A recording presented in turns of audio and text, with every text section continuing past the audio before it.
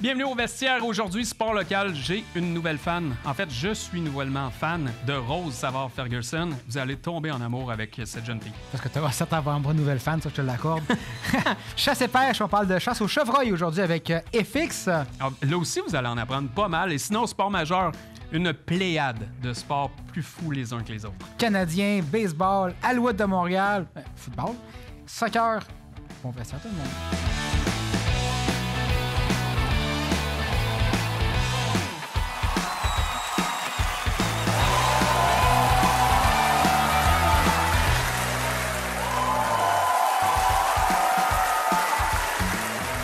Le vestiaire vous est présenté par Hyundai Jean-Roch Thibault et Microbrasserie Charlevoix.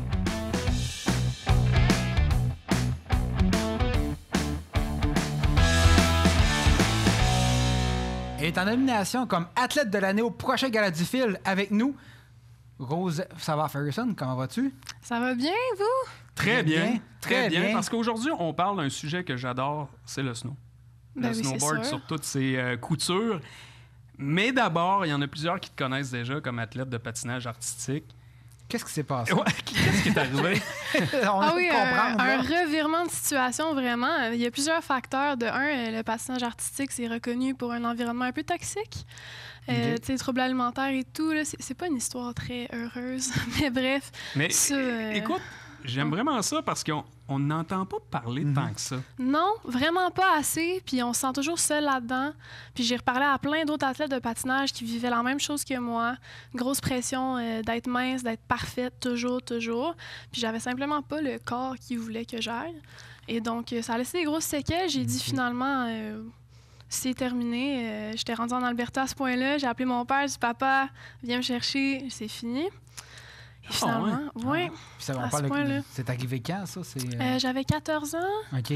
Quasiment 15, c'était Mais tu sais, vers l'été. il y avait des années avant ça là, que tu le subissais puis tu continuais C'est quand même. fou quand même. hein? Vraiment, ben, je suis partie de Montréal pour cette raison-là. Je pensais peut-être que ça allait aider, mais le dommage était déjà fait. T'sais, j'étais tellement jeune dans tes années où tu te développes, C'est ils sûr. mettent ça dans la tête. Et...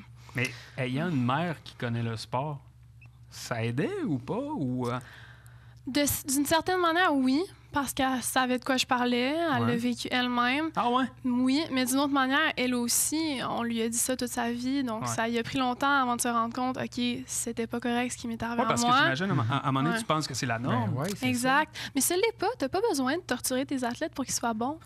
C'est ça, je me suis rendu compte quand l'entraîneur de mon frère me dit « Hey, t'as-tu déjà fait du snow? J'ai jamais fait ça de ma vie. » Je dis « Non, mais je peux essayer. » Puis j'étais comme « Wow, j'ai pas besoin de pleurer à chaque entraînement. » C'est super. J'aime, donc ouais. Ben, passons au plus positif. Donc, Hey, mais, il y a oui, 4 mais ans, je trouve ça vraiment intéressant, par exemple, parce qu'on n'en parle pas souvent. Puis je sais qu'il y en a plusieurs qui vont écouter le vestiaire et vont dire « Ouais, c'est peut-être pas normal C'est là, ça, ce qu'on hein? vit. » là. Exactement. Donc, il y a d'autres choses. Là. Il y a du Ouais. positif, justement. Comme Il tu faut disais, en parler. C'est un Ouais. sport magnifique, mais l'environnement, il faut qu'il change. Ça n'a pas le choix. Ouais. Ben, écoute, t'as passé au snow, justement, Paulou. Pourquoi le snow? Puis ça fait comme depuis 4 ans que t'en fais seulement, si je comprends Moi, bien. 3 Et ans. nommer l'athlète de C'est ça, exactement. Ça va bien. C'est ça? Hey, ça va bien. Je pensais jamais que j'allais me développer aussi rapidement. Mais finalement, il y a beaucoup de points en commun. Patin snow, tu sais, c'est des corps, c'est la C'est vitesse. vrai. Puis j'avais regardé mon frère faire ça toute ma vie. Donc, c'est venu rapidement. J'ai monté rapidement en haut de l'équipe du Québec. Puis même au niveau international un peu. Donc, moi, je regarde ça aller. J'étais un peu... je suis vraiment Es-tu émue. surprise? Oui. Ouais. Oui. Beaucoup? Mais c'est pas que je crois pas en moi, c'est juste que, Ouais. je veux dire, 3 ans, habituellement, c'est pas assez. Mais j'avais tellement de capacités que j'avais entraîné pendant ces années-là au patin que ça Ouais. s'est transféré. Tu sais. Puis l'environnement est meilleur, j'imagine. L'ambiance est différente du Ah, patin. c'est un choc culturel. OK. Mon Dieu, je peux manger un burger devant mon coach. Nous autres aussi, on le fait. Hein? Ouais. Puis si je le finis pas, il me dit « Finis ton burger si tu vas aller vite. » Je comprenais pas ce qui se Ah, passe. parce que j'imagine, c'est ça, là. Il faut que tu aies du poids, il faut que Ouais. tu colles à terre, il faut que. C'est un autre. Tu as dû être un peu à la limite choqué de dire, hey, j'ai donc bien perdu du temps. La gravité, c'est ton ami maintenant, là. Oui, c'est ça, mais il a fallu que je transforme mon corps, là, les heures passées au gym pour prendre la masse musculaire. Là. Mais je pense que ça fait mieux avec ma personnalité. J'aime ça faire des gros jumps, finalement. Ouais, c'est ça. L'adrénaline et Mais tout. Là. j'aimerais qu'on différencie un peu parce que, bon, tu sais, on pense. La planche, en tant que telle, il y a plusieurs disciplines. Bon, il y a le slow style, il y a le Big Air, il y a le snowboard cross, un peu ce que faisait, ce que faisait Dominique Maltais pour ceux qui... Qu'est-ce qui te plaît dans ce type de course-là? C'est vraiment la vitesse. Ouais. Moi, j'ai toujours aimé la vitesse. Je faisais du ski avant, puis je faisais juste du downhill en ligne droite sur le damé. C'est le fait que tu vas tellement vite, puis tu fais un jump, puis tu as un moment dans les airs où tu sens rien, puis tu as juste le vent dans tes cheveux un peu. Là. C'est cette adrénaline-là pour laquelle je vis. Là.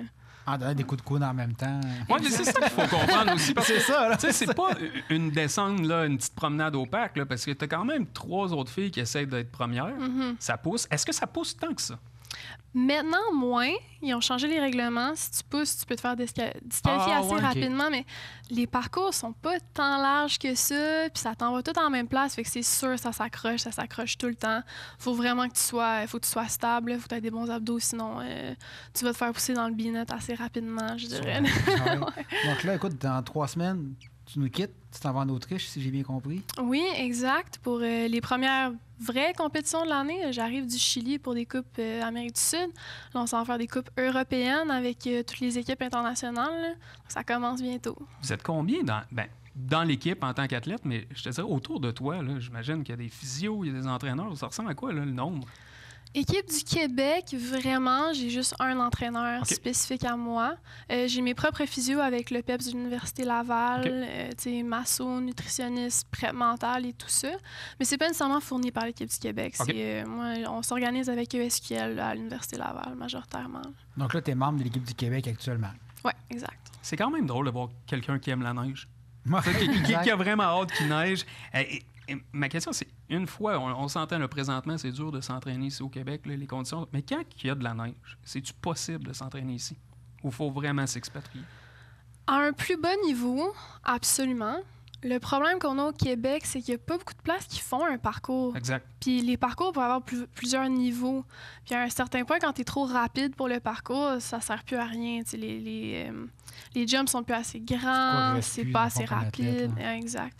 Donc, il faut vraiment s'expatrier la majorité du temps, là, malheureusement. C'est la meilleure endroit pour s'entraîner? Il y a le Mont-Royal qui font toujours un beau parcours. Ouais, oui, une petite montagne en Beauce. Quand même. Et sinon, une autre petite montagne dans le milieu de nulle part, Val-Saint-Côme. Je sais pas si vous connaissez. Ouais. En ce moment, je suis plus basée là-bas. Là, ils travaillent sur faire un plus beau parcours. Là. Fait que ça devrait être beau. Il y a quand même de l'espoir parce que je me rappelle aussi qu'il y avait une question d'assurance pour les montagnes. Parce qu'à un moment donné, en tout cas, dans mon jeune temps, jadis naguère, je me rappelle que on pouvait s'entraîner ici, c'était possible. Mais il y a eu une mauvaise chute, on a tout fermé, c'était trop cher en assurance. Fait que c'est difficile pour des athlètes comme vous. Puis les conditions qu'on a au Québec aussi sont pas...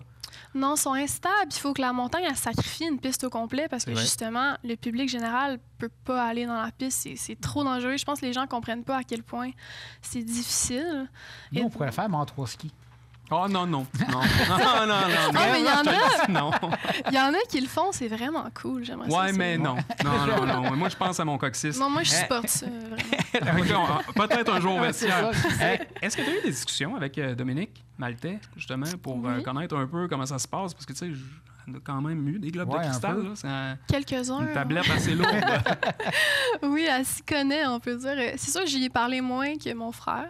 Mais je l'ai rencontré. C'est vrai aussi, t'as quand même ton frère dans ta cour qu'on aussi. On a reçu ici au vestiaire. Ouais, exact. Oui, puis les gens du Snowboard Cross sont tellement accueillants. J'ai eu beaucoup de gens autour de moi assez rapidement, mais c'est sûr que j'ai discuté avec elle beaucoup, souvent au frill ou quand je la croisais au massif.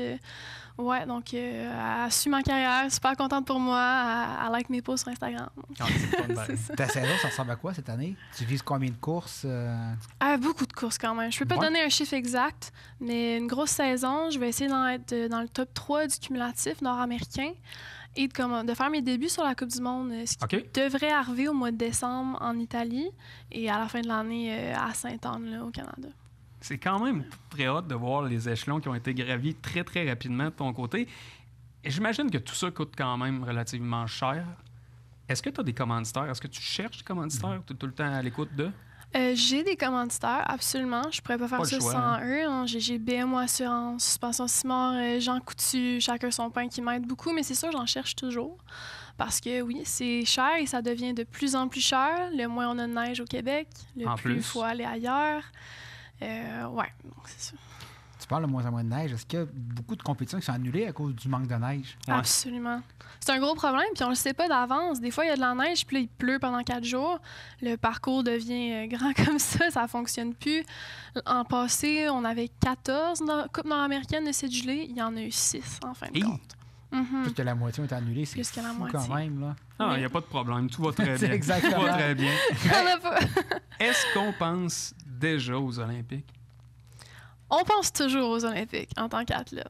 Cela dit, c'est de la chance aussi aller aux Olympiques. Hein? Ouais, c'est le cycle timing. de 4 ans. Bon.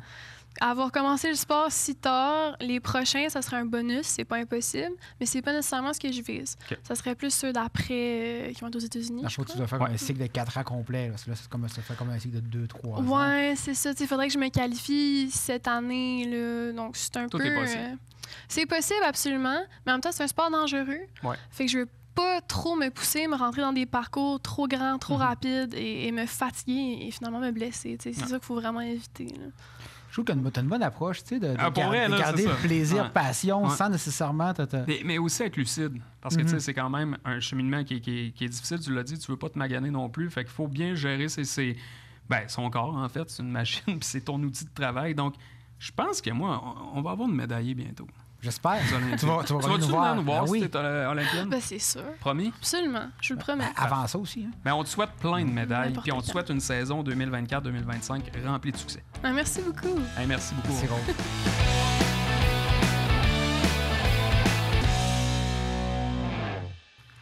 Chronique chasse et pêche, et toute bonne chose a une fin. C'est la fin de la chasse à l'orignal. Et pour nous en parler, FX, c'était-tu bien, pas bien? C'est quoi le feedback que tu as reçu, toi, des chasseurs? Honnêtement, dans la majorité des cas, les gens ont fait quand même jusqu'à maintenant une belle chasse parce qu'on a eu des climats favorables. Une tempête de neige la semaine dernière qui a fait bouger les Ça orignaux. nous a surpris une coupe. Dans les hauts, on parle de 20 cm de neige, à des endroits 5 à 10, mais ça a fait bouger l'orignal énormément. Puis, honnêtement, les gens ont été, je pense, agréablement surpris de l'activité de l'animal dans la dernière semaine. Qu'est-ce que tu veux dire par surpris de l'activité de l'animal? Ben, comme j'expliquais dans les dernières chroniques, souvent les gens ils disent la chasse va être trop tard, ça ne répondra pas. Ouais. Les orignaux ne seront pas réceptifs. Ça va être difficile. Au contraire, j'en connais qui ont eu des belles tentatives d'approche avec des appels d'orignaux dans les dernières semaines. Mm-hmm. Mais je connais des personnes aussi qui ont eu l'opportunité de récolter des belles bêtes, mais sur des canaux de déplacement, comme j'expliquais, entre une transition d'une zone de nourriture puis une zone plus forestière de bois mature. Donc, honnêtement, j'ai vu des belles récoltes passer sur Internet. Puis sur les terres du séminaire ou dans la zec des maths, ou dans ces pourvoiries, il y a eu des belles récoltes. Mais je te dirais, tu sais, mon échantillon est peut-être de 10 chasseurs. Il n'y en a aucun qui a tué là-dedans, mais ils ont vu des femelles. Ils ont des femelles avec des veaux. Ils ont des beaux vidéos. Ils ont des belles photos. Tu sais, je veux dire, ils ont vu quelque chose. Ils en ont vu Ouais, cette année comparativement aux années passées. Oui, puis honnêtement, ils vont être contents dans 5 ans de cette décision. Je pense que oui. Ouais. Parce que là, c'est comme j'ai dit encore la semaine dernière à mon groupe de chasseurs, quand tu vois un mâle orignal puis tu le récoltes, on est le 12, 13, 14 octobre, sa job d'accouplement est déjà faite. Exact. Ah ouais. Fait que toutes les femelles que tu vois, tu n'as pas le droit de les récolter. Donc, en théorie, ils sont toutes accouplées. Fait que si tu gères bien ta pression de chasse, Il fallait faire de quoi? ton je nombre pense. de récoltes, comme j'expliquais, ben là, on va avoir des résultats. Mhm. Puis là, ben, il reste une fin de semaine, c'est pas terminé, mais bon nombre des chasseurs ont terminé leur chasse. Maintenant, on se lance dans le chevreuil, une chasse qui est aussi excitante, très intéressante à faire, puis qui a un impact qui va beaucoup réagir en fonction de la météo et du couvert forestier, de la tombée des feuilles. Est-ce que c'est légiféré comme l'orignal? Tu as droit à tant de mâles, tant de femelles, ou c'est plus ouvert? C'est géré un petit peu différemment. Dans le fond, le prélèvement d'un cerf sans bois, d'une femelle, va être régi en fonction d'un tirage au sort par le ministère de la Faune. OK. Qu'on va s'inscrire au printemps pour être éligible à récolter une femelle. Et dans le fond, dans la zone 27 ouest, nous sommes éligibles souvent pour un tirage au sort pour des propriétaires fonciers, chasseurs universels, nouveaux chasseurs, dans le fond, des gens qui ont eu leur permis depuis dans la dernière année. Et aussi les personnes à mobilité réduite qui ont des permis exclusifs à eux. La grosse nouveauté depuis 2020, on parle que la zone dans Charlevoix, la zone 27, a été divisée en deux, a été morcelée pour le cerf de Virginie. ce qui permet de chasser des deux côtés de Charlevoix. Tu as 2 permis, tu peux récolter 2 cerfs de Virginie. Un dans l'est, un dans l'ouest. Ben, grosso modo, on parle, exemple, de la route 138. Ouais. Et rendu au coin de Saint-Urbain, on parle de la route 381. Ouais. OK. La route 381, côté gauche, c'est l'ouest. Côté droite, c'est l'est. Et aller jusqu'à Baie-Sainte-Catherine, c'est la partie est. Et on a la partie ouest, à partir de la route, exemple 138, qui va se rendre jusqu'à Saint-Raymond-de-Portneuf. Quand même. Ouais. On a vraiment une couverture démographique complètement différente, mais qui a 2 réalités de population, 2 dynamiques différentes. Parce qu'on le sait, du côté de l'Est, ça va plus être des zones périurbaines, un petit peu plus agroforestiers, plus proches de la mer, avec des prairies, des choses comme ça, des vergers. Tandis que du côté de l'Ouest, plus en milieu forestier, moins agricole, un chevreuil qui va être un petit peu plus nomade, mais qui va plus se regrouper proche des grands centres à cause des perturbations, des champs, des cultures. Il y a moins d'habitat, évidemment. Ouais. Donc, il va plus centraliser ses déplacements en fonction de la période d'accouplement et aussi de la période de migration pour les sites hivernales. Donc, j'en comprends que tu ne chasses pas les deux de la même manière, tu n'as pas les mêmes stratégies. Non, c'est ça. Comme là, moi, le chevreuil, moi, c'est une chasse que je prends quand même à cœur. J'aime beaucoup ça. Le monde le savent. Je suis un patient de chasse à l'orignal. Je suis guide à l'orignal. J'aime ça. Mais mon moment de tranquillité à moi, mon moment, c'est le chevreuil. Pourquoi? On relaxe en forêt, on s'installe d'un affût, on passe peut-être une demi-journée en forêt. C'est de la patience, c'est ça. Puis, moi, exemple, au début, j'avais beaucoup de misère avec ça, la patience. J'étais quelqu'un de très, de très action-réaction, on peut dire. J'aime beaucoup l'orignal pour ça. Mais je savais que j'avais de la misère à m'adapter, fait que je m'amenais un livre souvent à l'occasion. Je faisais de la lecture, sinon, je faisais de l'observation en forêt où j'allais peut-être plus sur des petites séances. Puis c'est le meilleur conseil que je peux donner à un chasseur qui veut s'initier au chevreuil. Ne partez pas avec le stéréotype de passer d'une noirceur à l'autre en forêt pour prélever un cerf. Oh. La majorité de mes récoltes, dans les dernières années, c'est des tentatives que je m'insère sur l'heure du dîner en forêt, aller jusqu'à la noirceur. On parle d'un 4-5 heures de chasse comparativement à 7, 8, 9 heures. Ah, c'est vrai qu'il fait noir quand même. C'est plus condensé. Ça permet aussi de faire des aussi beaux résultats de chasse. Puis ici, on est dans les bons habitats, naturellement. Tu sais, fait que t'as pas à t'exproprier non plus très, très loin. Là. Non, tu sais, derrière les maisons. C'est ça. Un chevreuil, c'est ça qui est le fun, c'est que c'est une bête qui s'adapte très bien à n'importe quel type d'habitat. Regarde, on pense à l'île d'Anticosti. L'île d'Anticosti, c'est une zone qui est un climat très aride, mais le chevreuil s'est adapté même après 200 ans. Ou dans les parcs à Montréal. Dans les parcs à Montréal, aux îles de Boucherville, dans le sud du Québec, au nord de la Gaspésie, il y a du chevreuil pratiquement partout, sauf sur la côte-nord, même au Lac-Saint-Jean, à ce temps, il y en a. Donc, ce que ça veut dire, c'est qu'il est très opportuniste puis il est capable de s'adapter. Donc, exemple, vous n'avez pas peut-être nécessairement le climat le plus favorable comme territoire de chasse, exemple des grandes étendues. Si vous avez un petit boisé peut-être de 40 acres derrière la maison, avec une cédrière, des pommiers, avec peut-être un petit peu de feuillus en sous-étage pour donner une nourriture adéquate, on ajoute à ça un site de pâtage, on peut peut-être réussir à berner le cerf de Virginie. C'est quoi le... Excuse-moi, Matt, c'est quoi le meilleur truc? L'appartage, c'est vraiment de là que ça... Non. Même pas? L'appartage, c'est, je vous dirais, le commun des mortels va chasser de cette manière-là, parce que le chevreuil est un animal très difficile à berner par ses sens, là, de retrait développé. Il a une bonne ouïe, une bonne vision, c'est une proie.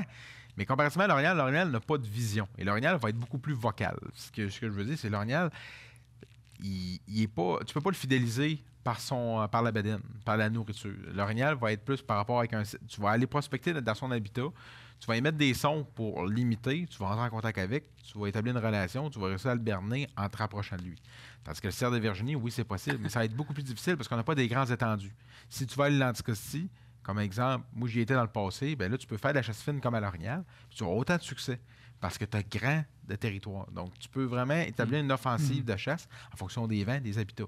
Donc, ici, la technique la plus appropriée, selon moi, c'est l'appartage pour les petits territoires. Ou sinon, exemple, quand tu chasses un endroit à forte pression de chasse, tu le sais, tout le monde nourrit. Je vous donne un exemple. Quelqu'un qui chasse dans le rang Saint-Laurent, Baie-Saint-Paul, exemple. Bien, il y a une quarantaine de chasseurs qui chassent dans ce secteur-là, même une cinquantaine. Tout le monde met des carottes partout. Là, il y en a plein qui pensaient qu'il était tout seul. C'est ça, tu te mets en deux. Mais là, le chevreuil, lui, là, il va aller aux carottes parce qu'il va avoir d'affaires à aller là, parce que ça va être sur son chemin. Mais ça ne veut pas nécessairement dire que ça va être à cause des carottes qui va faire un détour. C'est parce que c'est dans comme le saumon, il passe par là. Ouais. Ben, c'est un peu le même principe. Fait que c'est pour ça qu'il faut parfois laisser faire les appâts puis se concentrer sur des habitats naturels, les canaux de déplacement. Comme moi, je suis quelqu'un, souvent, j'aime chasser l'après-midi, à partir de l'heure du dîner, mettons, aller à la fin de la journée sur des sites d'appâtage. Puis le matin, je vais opter pour un endroit peut-être un petit peu moins garant de succès, mais plus une passe naturelle. Pourquoi? Parce que le matin, souvent, les chevreuils vont dormir proche des sites d'appâtage et en allant le matin à notre endroit de chasse, on a des chances de les déranger. Tandis que si tu t'installes sur une place imprévisible, entre guillemets, ben ça veut dire peut-être que, exemple, si tu t'installes à 6 h le matin, peut-être qu'à 7 h 30, lui, il va passer, mais il ne sait même pas que tu es là. Okay. Mais si tu es proche de son sentier, d'où ce qui passe, où il y a des frottages, des grattages, on en reparlera dans d'autres chroniques, ben ces types de techniques-là, ben, ils peuvent peut-être payer. Mais moi, personnellement, c'est peut-être la technique que j'essaie d'être un peu plus d'aborder dans les derniers temps, parce qu'il y a beaucoup d'appâtage, de chasser sans appât. Dans le fond, tu t'installes, comparativement à l'orignal, tu fais pas de bruit. Tu attends qu'il passe, tu ne déplaces pas. Puis... C'est une chasse vraiment différente. Tu peux quand même émettre des appels. En période d'accouplement, tu sais, le cornoyage, qu'on appelle le rattling, va être intéressant. Le grunt, tu avais un grognement de chevreuil. Vas-y, fais-le. Oui, je suis capable. Vas-y. Il n'y a pas grand monde qui sait, mais oui, je suis capable. Ouais, gars. Ouais. Il est parfait. Oui, hein, écoute. Mais on peut le faire aussi. On peut le faire aussi avec un appôt. Puis aussi, on peut faire le bleed, le bâillement de la femelle en chaleur. Ça, on peut le faire soit avec un appôt ou avec dans le fond, comme une presse qu'on tourne, un peu comme le jouet là, de vache. Là. Ben, ça, tu peux pas le faire? Ça, je suis pas capable de faire ce son-là, malheureusement. Ouais. Mais ça ressemble à un bâillement un peu. On est capable de le faire quand même. En tout cas, si je l'ai déjà fait, j'ai déjà récolté un chevreuil de même. Le chevreuil partait, puis j'ai fait un bâillement, puis c'est revenu vers moi. Puis une technique aussi qui est très sous-estimée. La dynamite. Que ce soit sur l'île d'Anticosti ou qu'on soit au Québec, c'est un mouchoir blanc, simplement. Tu vois un chevreuil, tu fais juste bouger avec ta main le mouchoir blanc pour imiter une queue de chevreuil. Fait que le chevreuil, au loin, il te voit, il dit un chevreuil, il y a peut-être un de mes congénères qui est pas loin. Ah oui, puis je m'en vais à la chasse au chevreuil à l'Anticosti la semaine prochaine. Si je réussis à en récolter un, dans la prochaine chronique, je vais vous montrer qu'une preuve est sur vidéo avec un mouchoir. Le chevreuil, là, je me mets à genoux. J'ai plusieurs guides, conférenciers qui ont fait des articles à ce sujet-là. C'est une des meilleures techniques pour fidéliser un chevreuil à courte distance toute l'année. T'as ton défi. Ouais. Écoute, on attend les images et le steak. Ouais. C'est comme là, on effleurait le sujet, mais dans les prochaines chroniques, on va plus parler de techniques de chasse. Ouais. On va plus parler d'offensive de chasse. La chasse au Stade de Virginie, c'est quand même une chasse qui gagne en popularité. Hein. Ben, ça sera avec plaisir, mon cher. Merci infiniment, FX. Ça fait plaisir. On se revoit dans 2 semaines. J'ai hâte.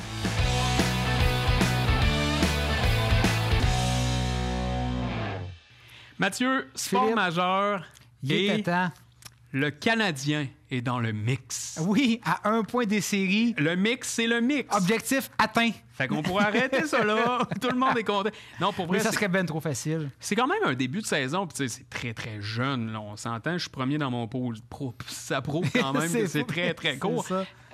Mais c'est correct, je pense, avec ce qui arrive. Puis ce qui arrive étant, bon, la perte de Laine. Je m'attendais pas à... mieux, je m'attendais à pire, honnêtement. Il n'y a pas de grosse surprise. Non. Oui, mais des bonnes. Ouais, le Hudson, tu parles de Hudson évidemment. Là. Mais on va en reparler probablement un peu plus tard de Hudson. Peut-être une surprise. Parce que bon, je t'expliquerai mon point de vue, mais c'est surtout, moi, Montembeault. Ah, il est solide. Tu sais, il a mangé beaucoup, beaucoup de caoutchouc. Il est le premier gardien, en fait. Ça n'a jamais été un secret. Effectivement, il est solide, il est là. Il donne confiance aux gars en avant de lui, de ce qu'on peut voir. Là. Est-ce que tu remets en question Primo? Pas du tout. Moi, comme numéro 2, il est correct. Là. C'est pas, Je pense pas qu'il va durer. Il a eu un mauvais match. Mais je pense pas qu'il dure ou qu'il va rester à Montréal cette année. Voilà. Je me mouille très tôt. Ça se peut très bien, ça reste un numéro 2. T'sais, à Laval, il y a Daubèche qui, visiblement, performe bien. Donc, lui qui peut peut-être surprendre au cours de l'année. S'il y a une blessure, il peut se faufiler. Mais en même temps, quelle est la valeur de Primo? Ouais, c'est ça. C'est sûr, c'est pas à la hausse. C'est ça, tu peux le perdre, mais pourquoi? Moi, ce qui me déçoit un peu, on s'y attendait, c'est le deuxième trio. Ça se peut, c'est un partisan du Canadien déçu? Ah, ben, constamment. ça se peut vraiment, ça. Ben, tu sais, Kirby Dach, Ouais. on s'attendait aussi à ce que ce soit loin-là, mais il est pas mal tout seul. Tu sais, t'as Dach qui joue avec New Hook. Moi, je pense que c'est le temps de séparer le premier trio de Denis Slavkovski. Ouais, donner Sur de la l'aide un deuxième peu. ligne, avait monté New Hook en haut, tu sais, pour donner au moins quelqu'un qui peut marquer avec lui, d'avoir au moins un marqueur sur cette ligne-là, parce que là, sinon... Ouais, c'est pas mal. Ça se extraordinaire. passe pas mal juste en haut. Hein. Ben, puis t'as des patterns qui se répètent aussi. Tu sais, des gars qui étirent leur chiffre. Souvent, on voyait ça l'année passée du premier trio, ils étiraient leur chiffre. C'est clair. L'anglicisme, leur présence, on le voit encore. Puis c'est là qu'ils se mettent à risque. Des fois, ça se met à tourner en rond dans la zone, puis là, on les voit totalement désorganisés. La rondelle, ça va à pointe, puis elle se fait un chemin jusque dans le but. Mais tu sais, en même temps, l'année passée, on disait, Mathieu, mais moi, je trouve qu'ils se sont améliorés. Tu sais, plusieurs partisans du Canadien disaient, tu sais, on voit une progression. Sais-tu quoi? Moi, l'année passée, je voyais pas de progression. Mhm. Cette année, j'en vois une grande progression. Et je te dirais, c'est l'avantage numérique. Ah, c'est absolument. Depuis que Martin Saint-Louis s'occupe, autant que je peux lui reprocher de coacher un peu passif, tu sais, Ouais, peut-être même un peu trop gentil maintenant, parce que, tu sais, il faut pas l'oublier, ça fait quand même 3 ans. Ben, c'est un des plus anciens maintenant. Ben, c'est ça. Fait que, tu sais, je m'attends un peu plus de pogne, un peu plus, justement, de discipline, si ça marche pas, écoute, on va en faire monter, on a de la profondeur, tu sais. Tu vois pas du feeling, du gut feeling. Oui, là, tu sais, mais c'est son plus- avantage numérique, est-ce que quelqu'un Il performe. s'attendait à des résultats aussi efficaces? Puis aussitôt, tu sais, il était 0 en 30 pendant la Ben, saison. je pense qu'ils ont surpris tout le monde, effectivement. Puis parlant d'avantage numérique, on va parler de Lynn Hudson, Ouais. qui est vraiment surprend, je crois. C'est un début de saison, tout est beau, Oui, tout est- oui. les gens le connaissent Les plus ou licornes, moins. les filles, ouais. Mais tu sais, les autres équipes vont apprendre à jouer contre lui. Ben- Là, il arrive, il est tout nouveau, il est un peu fringant, ils le connaissent pas trop. Puis là, ils commencent... Tu sais, à un moment donné, ils vont développer des stratégies contre lui. Mais tu sais, je pensais ça de Caulfield. Mhm. Tu sais, puis je le disais, il est petit, il va avoir un plan de match fait pour contrer ce genre de joueur, puis finalement, il marque plus encore Ben, que l'an passé. Fait que, est-ce que, bon, pour Lane Hudson, qui a, mon Dieu, l'air de sortir tout droit du secondaire, est-ce que ça va marcher? Ben oui, c'est un joueur exceptionnel. Ben, je pense que c'est un joueur d'exception. Il rappelle Mais Quinn Hughes à Vancouver beaucoup. mettez-le pas une demi-heure par match. C'est ça. À un moment donné... tu- C'est juste ça, moi. Je m'en fous. C'est un joueur vraiment impressionnant, imprévisible, avec un flair offensif incroyable. Mais Puis des feintes à Brûlez-le pas. impressionnantes. Non, absolument. Des fois, c'est ça. Faut pas que tu le brûles, parce que plus il va te fatiguer, plus il va devenir vulnérable. Puis il faut Il va pas faire oublier des erreurs. qu'il arrive de la NCAA. Là. Oui. Il n'a jamais joué 82 matchs durant Non. une saison. Puis 82 matchs contre des hommes, contre des gros bonhommes, c'est différent. Il est capable d'en prendre, on l'a vu. Tu sais, il n'y a pas de doute, échec, mais il est pas là. Mais... une demi-heure chaque match. C'est tout. Hey, je suis quand même positif cette année. Ah, écoute, t'es impressionnant. Merci, Mathieu. Baseball? Enfin, ma théorie se valide. Nous pouvons acheter des championnats, Mathieu. Il Ben suffit de dépenser la modique somme d'1 milliard en un été et vous avez une participation en éliminatoire pour la Série mondiale. Écoute, première fois que Ohtani participe en série, puis il se ramasse en série mondiale. Ça me déçoit, par exemple. En fait, ça me déçoit. Je suis content, c'est les 2 meilleures équipes. En tout cas, Mais oui, c'est les deux plus riches. Mais, par contre, ça fait longtemps que les Yankees, qui ont toujours été riches, n'ont pas été en série mondiale. Oui, mais Même là, chose tu sais, pour les Dodgers. Tu sais. Toronto aussi, là, où les Maple Leafs, tu sais, on investit puis ça marche pas. C'est un peu ça Mais qui il y est a un cap arrivé. salarial, ce qu'il n'y a pas au baseball. Ben, une c'est taxe de ça. luxe, C'est déguisé. juste ça qui me fait la peine. Tu sais, t'as les Aces d'Oakland que c'est fini parce qu'eux, ils n'ont pas une scène. Ça, c'est Puis visible. là, là. je me disais, est-ce que si les Blue Jays avaient remporté le Derby, Ohtani, ils l'avaient? Était-il vraiment dans le derby? C'est une bonne question aussi, mais Ben, effectivement. en tout cas, on va se fier à ce qu'on a mais entendu, tu sais, si tu peut-être. surpayes Ohtani, il faut que tu payes tes Sous-payes joueurs d'autres. autour quand même. Ben c'est ça, mais quand t'en sous-payes d'autres, tu vas les perdre. Mais ça va être intéressant de voir la confrontation Ohtani-Aaron Judge. Ah, Judge. Moi, je vais suivre ça. Ça va être- Soto, n'importe quoi. Tu sais, c'est incroyable, les C'est- Yankees. Là. C'est deux géants du baseball qui vont Ouais. s'affronter. Ouais. Deux géants comme équipe, deux géants comme joueurs. Judge au sens physique en plus. Ah non, c'est un monstre. là. Ah, c'est incroyable. Puis qui était repêché à 38 games. Mais c'est je pense que surprenant. le meilleur, c'est Ohtani. Ah, il est tellement complet. Exact, complet. Tu sais, il a l'air d'un gars qui joue puis qui s'amuse Ça a l'air vraiment. Il n'y a pas de facile. pression. Non. D'un, il ne comprend rien de ce que le monde il dit. C'est ça. Euh, Tu veux que je vole le but? Je vais le voler. C'est ça. bon, c'est ça. Je vais le faire. Ben, tu veux que je claque exactement. un circuit? Moi, claquer un Tu veux circuit. que je lance? Moi, y aller. Je te pose la question. Qui Vas-y. la remporte, cette série mondiale? C'est tough, hein? les Dodgers de Los Angeles. Mais là, tu dis ça parce que toi aussi, t'as eu les Yankees? Ou c'est vraiment neutre? Non, je pense que Los Angeles a une équipe peut-être plus complète que les Yankees. Ben, tu vois, c'est là que peut-être que moi, je veux vraiment que les Dodgers gagnent. Vraiment, là, je le pense sincèrement. Mais je pense que ça va être les Yankees parce que ça fait tellement longtemps, justement, qu'on attend ce moment-là. Puis que peut-être, là, on y a touché, là, on veut vraiment remporter pour avoir ou ôter l'étiquette de choker. Ou bref, tu comprends ce que je veux dire? Mais oui. Let's go Dodgers. Parlant de choker, une équipe qui n'a pas de choqué en série, les Alouettes de Montréal, qui sont maintenant premiers en saison régulière. Ça fait un peu poète-poète depuis quelques matchs. Dernier match, par contre, ils n'ont pas habillé plusieurs partants. Oui, pour éviter les blessures, mais tu sais, je veux dire, quand tu fais juste 3 points, habille-en 2-3 de plus. Je veux dire, c'est ça. Tu le sais, Mathieu, on le dit toujours. Puis tu sais, le football, surtout la Ligue canadienne de football, c'est une question de momentum. Absolument. Tu arrives en série avec un momentum, puis c'est un match. Ouais. C'est ça, c'est la magie du football. C'est que tu as un match éliminatoire seulement. Ouais. Donc, c'est une mauvaise performance, c'est une mauvaise blessure. Tout peut basculer. Est-ce que tu crois que les petits moineaux peuvent faire la même chose que l'an passé? La bonne nouvelle, c'est qu'ils l'ont fait l'année passée. Donc, et la majorité des vétérans, ils l'ont connu. Ils savent. On dirait que c'est la mentalité qui sont en train d'instaurer. On le sait, qu'est-ce que ça prend. On va être prêt quand ça va être le temps. Là, on préserve les joueurs. Tu sais, Fajardo qui a eu un enfant, je le comprends d'avoir manqué pratiquement 2 semaines. Il vient d'avoir un bébé. À part. Non, je comprends aussi. Puis c'est le gentleman du club aussi. Disait, gars, écoute, puis j'espère qu'ils l'ont fait. Écoute, tu as gagné pour nous autres en plus. Fait que, moi, honnêtement, j'ai confiance. Tu as Austin Mack qui est revenu comme receveur. Donc, tu sais, tu as Rambo qui s'est révélé comme receveur. Donc, je pense que l'attaque, elle va être prête. La défense est toujours aussi efficace. Faut juste moins des derniers matchs, mais en même temps, tu as raison. Il faut que la défense s'élève un petit peu contre le jeu au sol parce qu'ils se font découper par le jeu au sol. Puis quand tu dis jeu au sol, tu contrôles le match. Surtout dans cette ligue-là. Avec ce qui manque aussi aux Canadiens de contrôler le match, justement. T'as pas possession de rondelles. Je pense que c'est un problème montréalais. Et sinon, on va parler de quelque chose on était dur cette année. Oui, puis on va l'être encore avec les années à venir si ça change pas. Oui, en fait, je te le dis, Mathieu, on parle du FC Montréal. Je remets mon trophée au surhomme qui est M. Courtois. Pour vrai, Laurent Courtois, il a été, comme tu dis, un surhomme. Il a vraiment été le leader qu'il avait besoin. Écoute, c'est comme tu dis, il n'y a pas de club. Il a réussi à gérer Lego Martinez, qui a connu encore un fort bon match. De brillante façon. Exactement.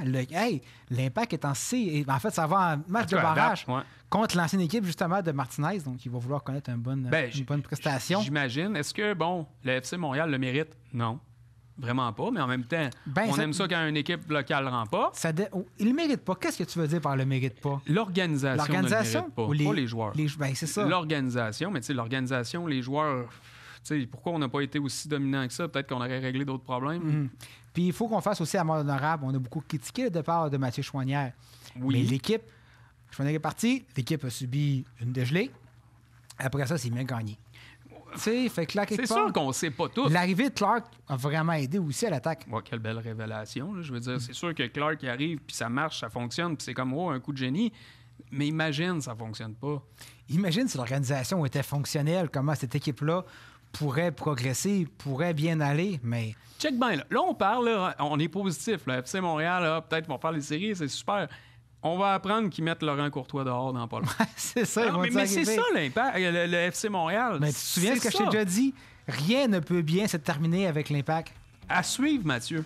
Écoute, sur ça, ça fait encore une belle émission, mon cher Phil. Merci à toi, Matt, et merci à tout le monde à la technique. Très apprécié. C'est grâce à vous qu'on est beau à la télévision. On se voit dans 2 semaines.